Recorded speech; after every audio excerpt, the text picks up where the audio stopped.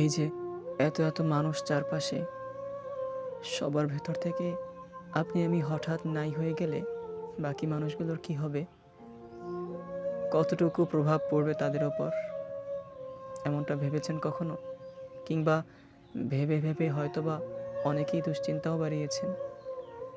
সত্যিটা হচ্ছে, কেউ হারালে সেই একজনের অভাব তখন শতজন দিয়ে পুষে যাবে। আপনার অনুপস্থিতি কেউ টেরও পাবে না, উপলব্ধিও করবে না। আড়াল হয়ে বোধহয় উল্টো অনুশোচনায় ভুগবেন। আপনি হারালে শহর জুড়ে কোনো নিখোঁজ বিজ্ঞপ্তি টানা হবে না।